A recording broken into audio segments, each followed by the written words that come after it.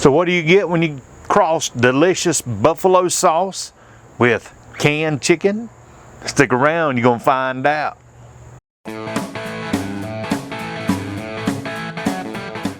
So yeah, today is a real simple recipe. Like all of my recipes are real simple. If this is your first time here, I've lost a whole lot of weight making quick, easy recipes like this on my keto journey. And if you stick around to the very end, I'll show you a little bit of progress that I've been making with my own journey. But yeah, this is a delicious recipe. I can't wait to share it with you. Let's get started. Like all my ingredients, this is all simple stuff. So let's start with the seasoning. I've got a teaspoon of minced onion, or you can use onion powder, a teaspoon of garlic powder. This is not really a seasoning, but it's 2 tablespoons of almond flour. You can use coconut flour if you don't have any of that. I've got salt and pepper, that's the taste. I've got about 1/4 teaspoon of each in there. A tablespoon of mayo, your brand, whichever one you like the best. Chosen's a good keto mayo. 1 egg and 2 large cans of canned chicken. And I've got it minced up as good as I can get it, shredded up in there. And then the star of the show is 1 cup of your favorite buffalo sauce. So everything's going to go into one bowl and get mixed up really well, with the exception of the buffalo sauce. We're going to save that for later. So we're going to set that to the side and blend all this up. Let's get it. Now, instead of canned chicken, you can also use a pound of ground chicken. I've been doing a series on canned chicken, so I've got this on hand, and that's what I'm using. But yeah, while I'm throwing this in the bowl, let me invite you to subscribe and like the channel. We always putting together something interesting here, simple and easy, and I appreciate you that come back every week and see what I'm into. Sometimes it's not your cup of tea, but you check it out anyway. So all right, it's all in the bowl. Now let's mix it up, and we want this to be blended really well so we can make meatballs out of it. And just crank up with the old Armstrong mixer and a fork, I guess, but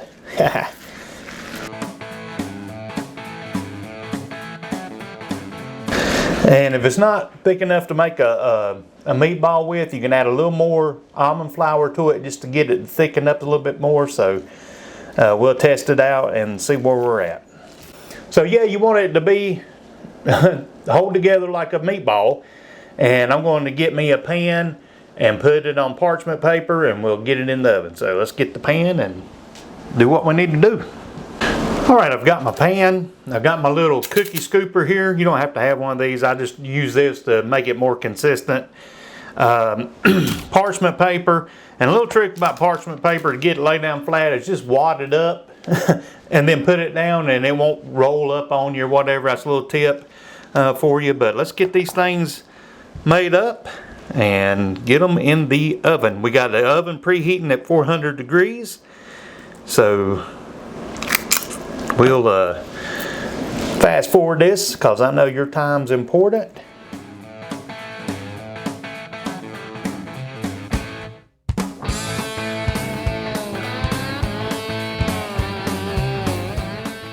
All right, so this here, it made up about 16 using my cookie scooper. So, and yours, depending on how thick you make them or how big you make them, this will vary. But let's go get them in the oven. It's 400 degrees, and I'm going to go about 10 minutes, take them out, and then I'm going to sauce them and put them back in.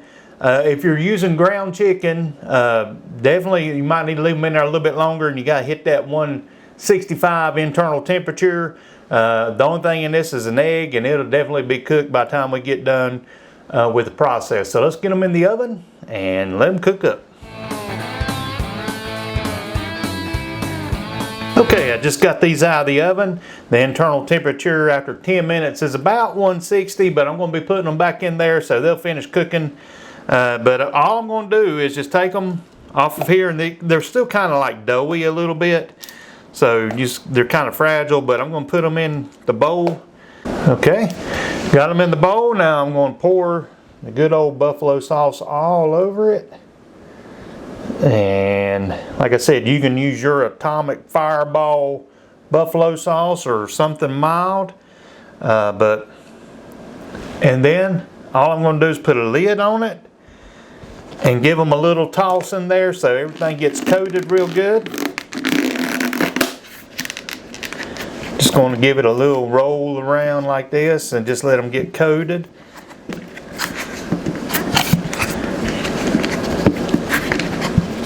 And then return them to the pan and cook them for a few more minutes in the oven.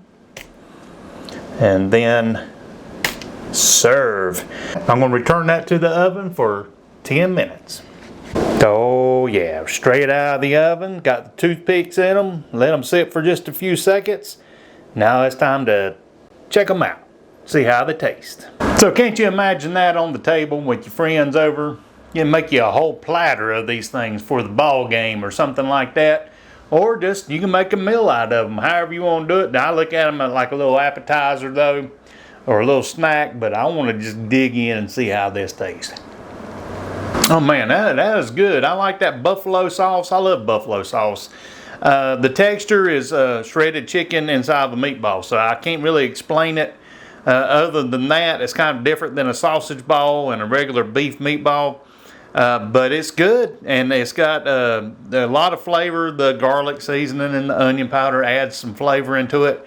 Definitely a good snack to have on the table for the ball game, or you can just make up a batch for dinner and have something with it. But definitely like them. Definitely going to be trying it again. I told you it's easy. Hey, whether you're doing the keto low carb lifestyle or not, that's just a good snack, a good meal, good whatever you want to make it into, appetizer. It turned out great and I was happy with it. I just happened to have some canned chicken that I was using, and I was using that canned chicken in another project you'll see soon, hopefully if you stick around. But yeah, I'm happy with it. Turned out great. And you can make it as hot as you want. What's the hottest buffalo sauce you ever had? Tell me about it down below if you want to. And if you would stick around, I'm going to show you a little bit about my own personal keto journey. I know I give recipes and all this stuff, but look, I'm living it. I'm doing it every day. I'm not where I want to be yet, but I'm not back there where I was either. So it's a journey, and it's been a long journey for me. So I'm just trucking right along, one day at a time, one meal at a time, 1 pound at a time. But yeah, stick around and watch this. What's up, everybody? I want to show you a little something. Gotta be careful. I've had these pants since I started my weight loss journey. And I don't know if it's a show up good or not, but check that out.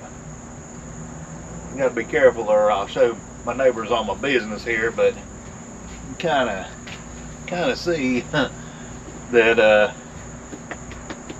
big difference there. So yeah, I'm thankful. These are size 58. So I'm thankful that I'm not in these anymore, and I never want to go back. So if I can do it, I know you can do it. And until next time, may the Lord bless you.